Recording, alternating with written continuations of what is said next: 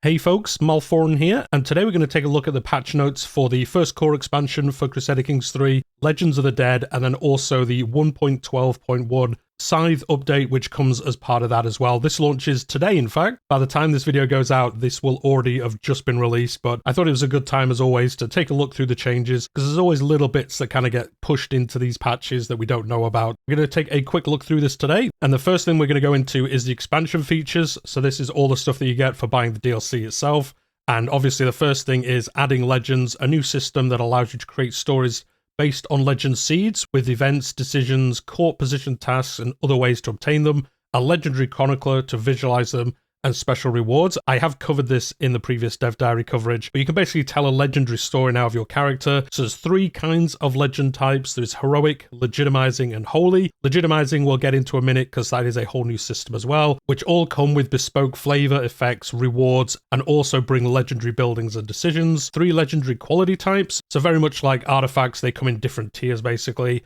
Legend promoters sponsor someone else's legacy for a much smaller cost, so if you don't have the ability to make a legend yourself, you can still fuel someone else's legacy, and you get a bonus for doing that as well, so it's not just giving money away for nothing. Added historical legends to characters in both start dates that would have a legend seed in history. So this is the Legacy of Charlemagne and things like that, where when you get into the game, there are going to be some of these pre-done, so if you want to get straight into doing legends, pick one of these characters, and you'll be able to get into the system a little bit quicker, rather than having to create your own legend and then build on it. Pretty cool that you can get in there and just have a good time immediately. There's obviously a bunch of new events, decisions, interactions, different ways to spread legends, get the rewards, and change the Chronicle. The Chronicle, if you're not sure what that is literally like a book from history, like a really nice medieval chronicle book.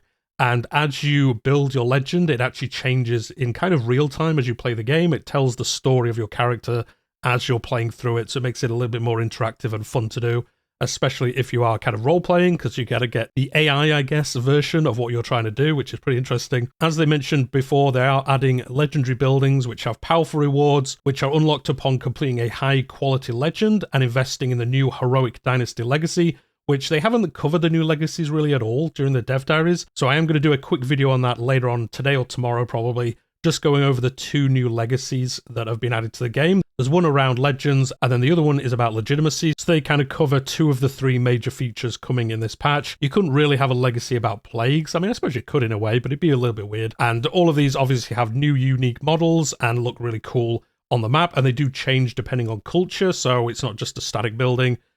I guess if you change culture, does it change ones you've already built? That would be interesting to see if that works out, but there are different ones based on what kind of culture you are. They've also added these legendary seeds to old major decisions. The one they showed off before was fixing the schism in the Catholic Church. You get a holy legendary seed from doing that. They have gone back into some of this old content and added these legend systems into them, which is cool. They've not just left other ones behind. They've kind of brought them up, freshened them up a little bit, and then added a new Dynasty Legacy Heroic, focused on legends and unlocking new rewards for completing one. It is very focused around that. Like I say, I'll do a separate video showing that off so we can all take a look through it. And then a bit of a spoiler for things to come later, added a special Black Death event chain for when the Black Death spawns with special music, art, content, and effect. The actual Black Death itself is part of the free patch, but you do get a special kind of event chain if you have the DLC. You know, everyone who doesn't buy this, you still have all the fun, I guess, of the Black Death.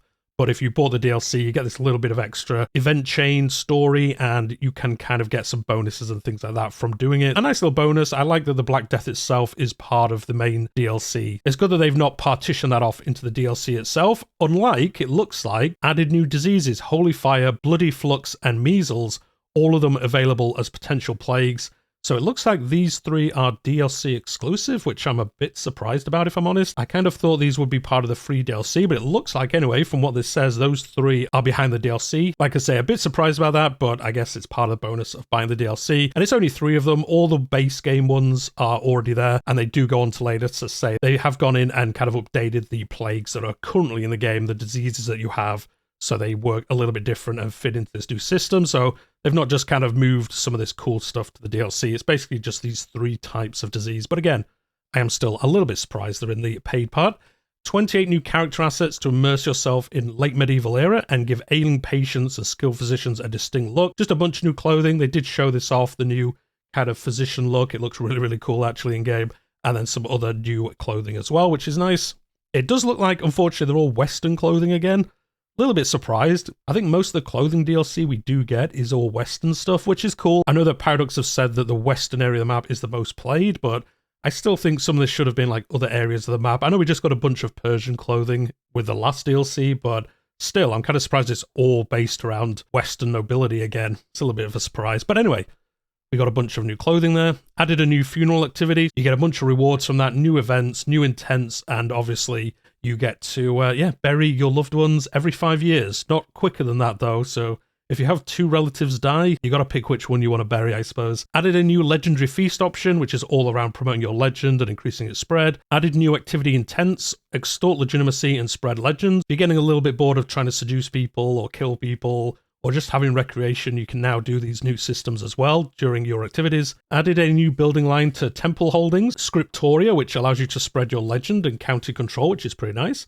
Added a new line of duchy buildings, burial sites. They showed this off, I think, in the last dev diary. Build up your family mausoleum and obtain legend bonuses, plague resistance, piety, court grandeur, county control, and popular opinion. Stat stacking is going nowhere, and from what I've seen with legends, it's only going to get more crazy by the looks of it. Anyway, on to the next one. New court chronicler court position. Focused on finding new legends, helping you spread yours within or outside your realm using new court position tasks. So again, this is a new role they're bringing in, and much like the redone physician, you are going to have these new buttons, very much like court council options that you get for each position.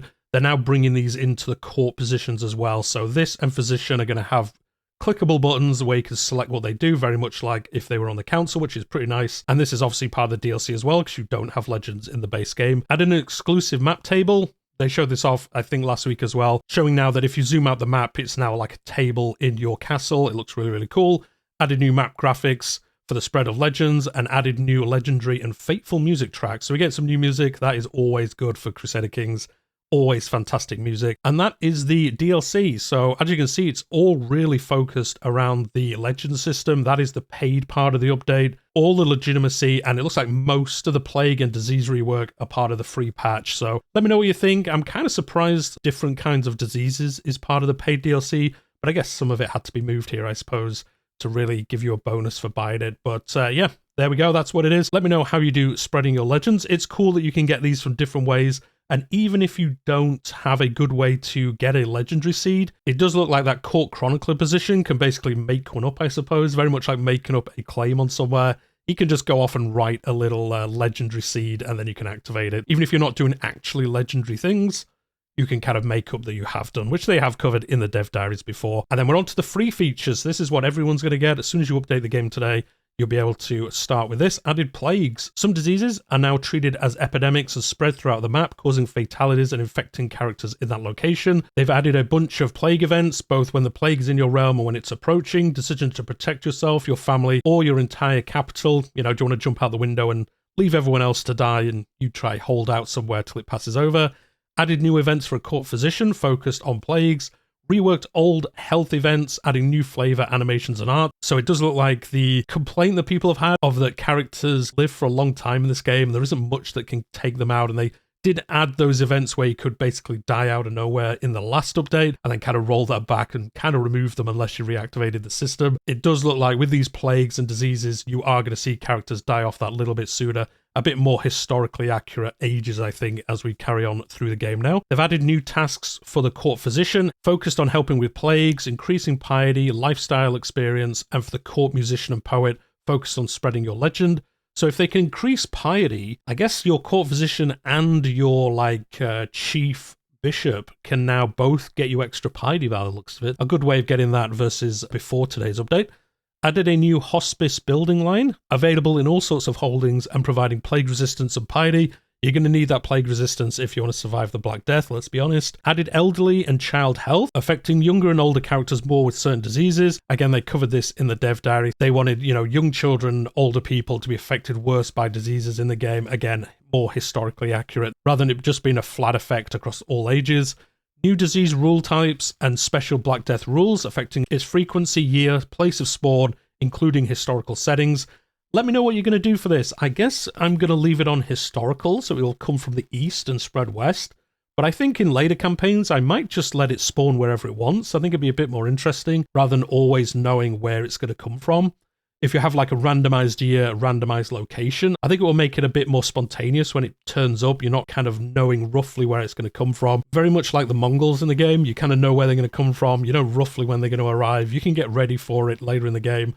I think having it more randomized later on will be fun, but I think for my first playthroughs, and especially the first playthrough on the channel, I'll leave it on historical and we'll see how that works. Added Legitimacy, a whole new system to measure the perception of your right to rule, including legendary expectations from both powerful and regular vassals.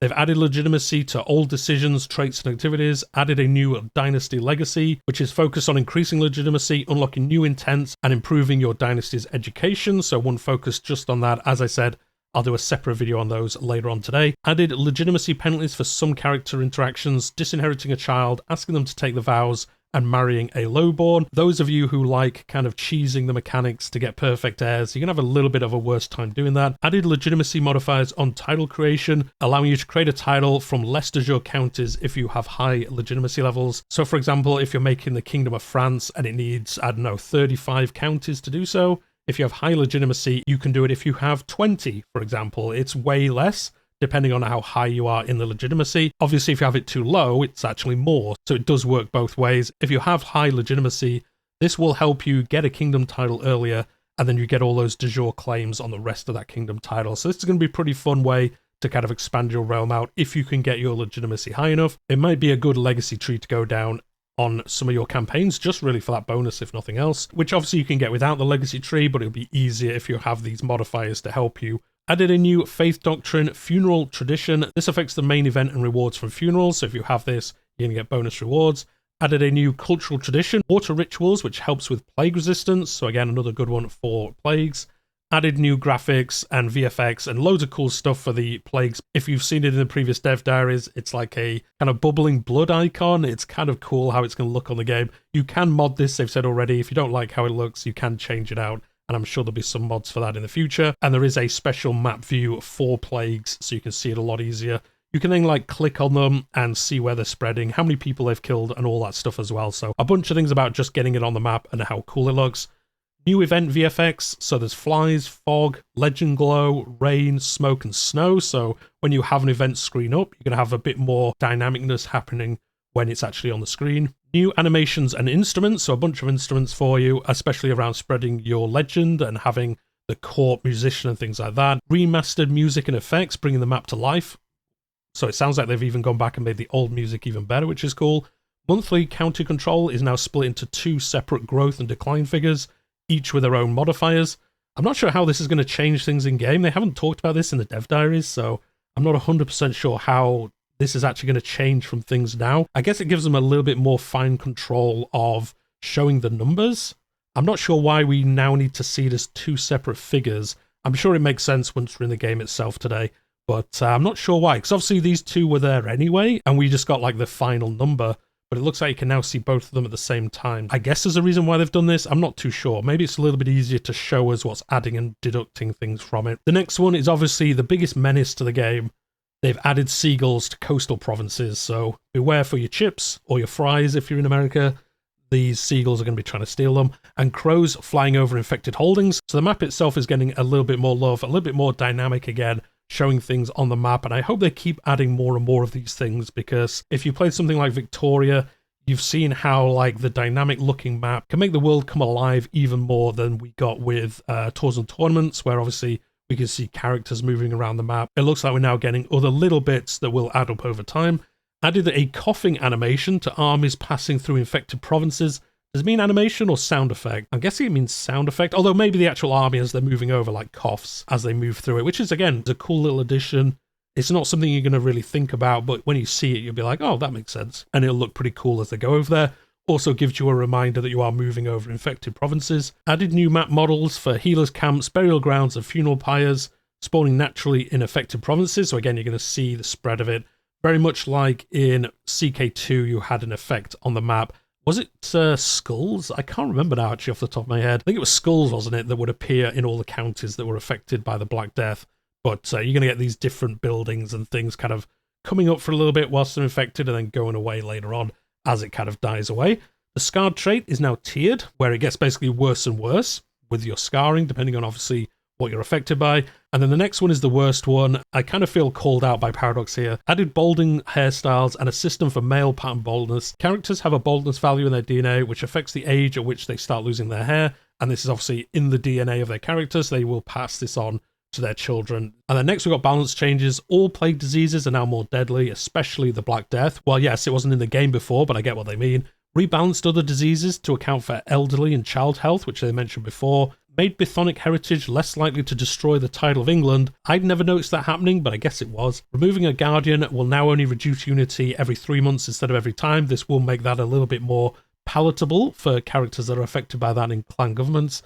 The ill trait is now more deadly to adult characters. So again, I think this is going to make characters live a more reasonable age for this time frame. Slightly reduce the legends spread from buildings, shared languages and cultural heritage.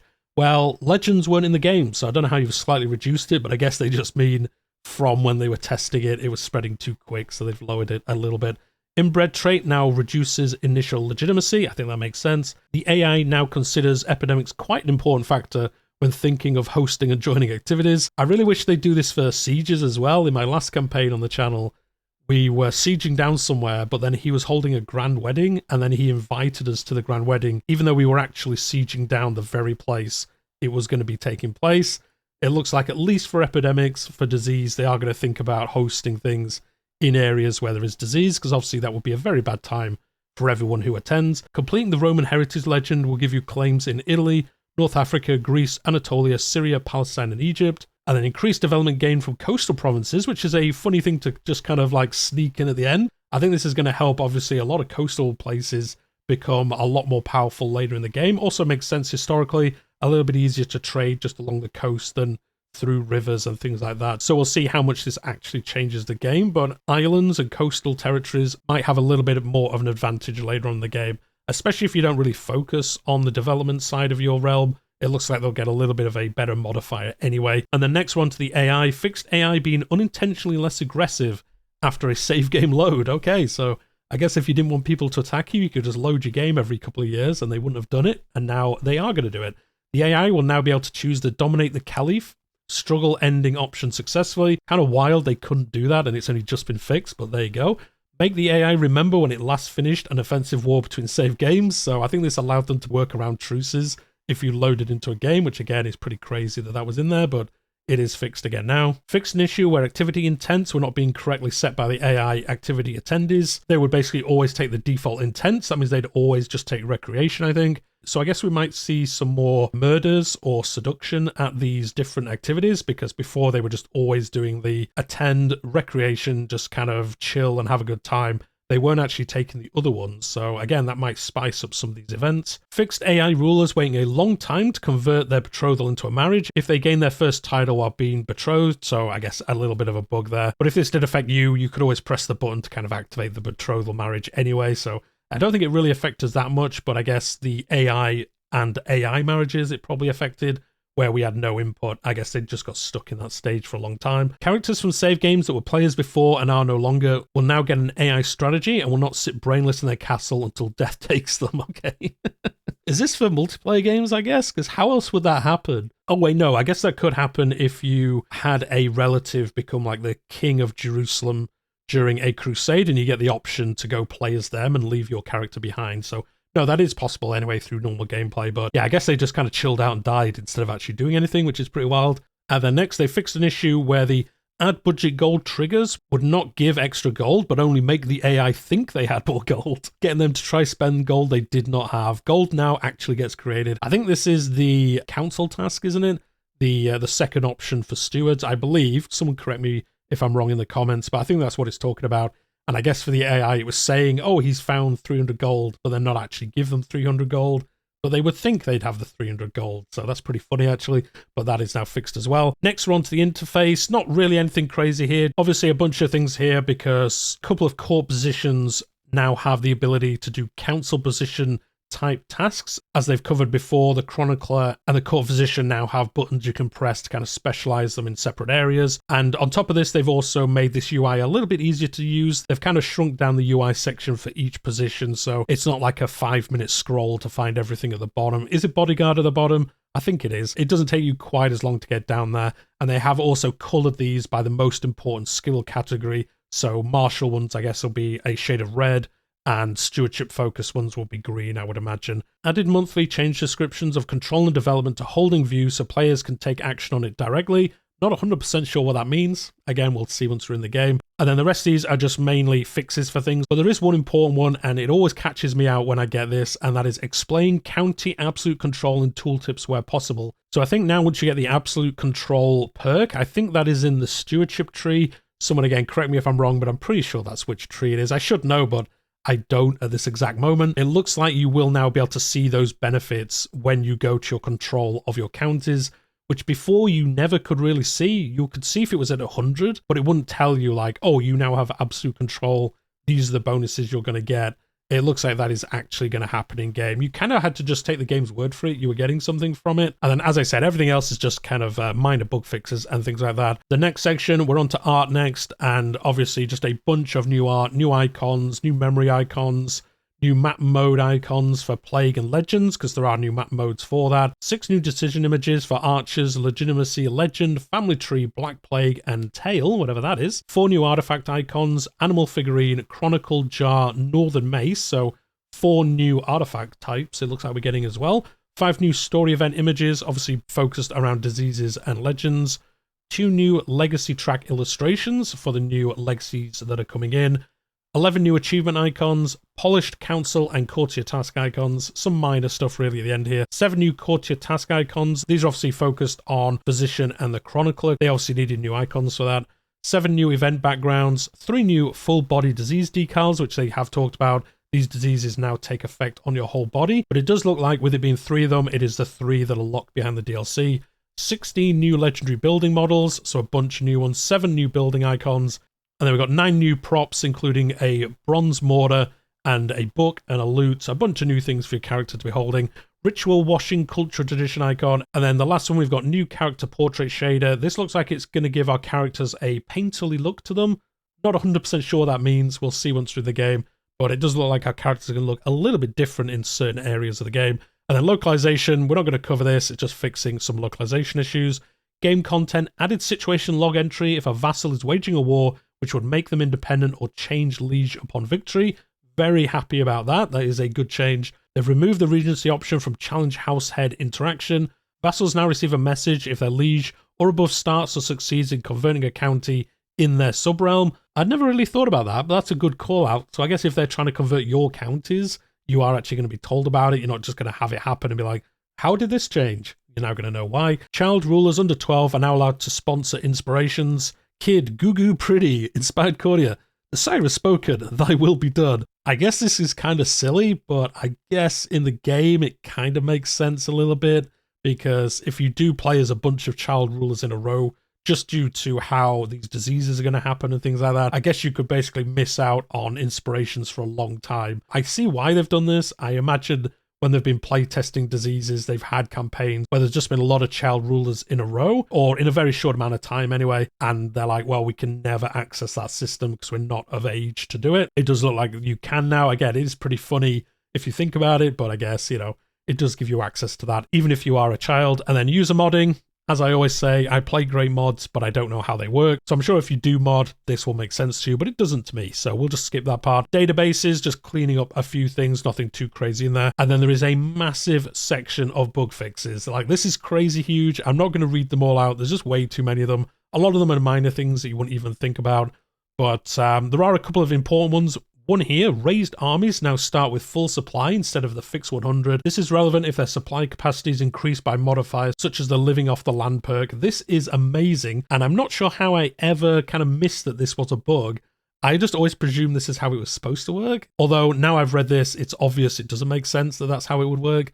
So yeah, if you have one of these living off the land perks or one of the other modifiers you can get for this, if you have 200 as your full supply, your army will now spawn with 200 supply instead of 100. This is going to be amazing for raiding especially. You can now fill up your army with 200 supply and just go crazy until you've raided to your maximum ability and then get back home as well. So this is an amazing change. As I said, I didn't even realize it was a bug until I've read this, and now it makes so much sense that it's a bug, but there you go. So that's the first one I'm going to call out. The second one is when marrying a wandering character via grand wedding, they will no longer run back to their previous location after the wedding I highlighted this one just because it's funny more than anything else. Like, you got married to them and then they were like, yeah, bye, I'm off. They just run off back to their home. Sorry. And then I guess they travel back afterwards. So kind of more of a funny fix, but I thought it was humorous to call out. And then the last one here is you can now revoke vassal or vassal holy orders where appropriate via decision or button interaction on barony. This is a fantastic change. It was super annoying when you took over somewhere and there was a holy order of the old faith in your lands and you couldn't get rid of it by any means, I don't believe. But now you can revoke vassal of vassal holy orders. This is awesome because it was just kind of silly that you'd have like a newly Catholic king of somewhere and the previous holy orders were just allowed to kind of stay there for the most part, and it didn't really make much sense. You wouldn't really just let them be there if you just taken over their lands. Now that issue is fixed, and there we go, a bunch more bug fixes. As I said, there's loads and loads and loads of these. But there we go, that's the patch for today. This is all the changes coming as part of the paid DLC, but the bulk of them, as always, are part of the free patch that comes along with it, codenamed Scythe this time. So even if you don't buy the DLC, there's so much new content coming to the game with diseases, legitimacy, and other new updates. So if you don't have the money to buy the DLC, there's still a reason to log in today, start a new campaign, witness some cool new stuff going on, and watch your dynasty die off slowly from the Black Death. But let me know what you think in the comments down below. Are you happy with how they split it? I didn't really think about it till today, but I think having Legends as the paid DLC kind of separate from everything is probably the best way they could have done it. I think I prefer that too if they'd had Legitimacy, Plagues, and Legends as base features and then kind of weirdly kind of cut off certain things, very much like they have done with Plagues and Disease, with those 3 separate ones now being part of the DLC. I'm not 100% sure if I like that, but I guess they wanted to put some Plague features behind the DLC as well to give you like that extra impetus to buy it. So I think this is probably the best way they could do it. I think Legends kind of separated is the one that's going to affect the kind of base game without having the DLC the least. I think if Legitimacy was behind it, that'd be super annoying. And obviously they couldn't really have diseases as a whole system behind the DLC. That would be really bad. So I think Legends is probably the best one that fits like a DLC exclusive feature, even though it's a little bit annoying, but I can kind of see why it's worked that way. But anyway, on that note, hit that like if you've enjoyed the video today. Like I say, just a look over the patch notes. And if you're new here, I obviously play a bunch of Crusader Kings. I cover news, dev diaries, discussion videos, live streams, all that cool stuff on the channel. So subscribe if you've enjoyed your time today. I also play other historical strategy games as well. But on that note, we'll leave it there for today. I'm going to go play Legends of the Dead. I'll see you in the next one.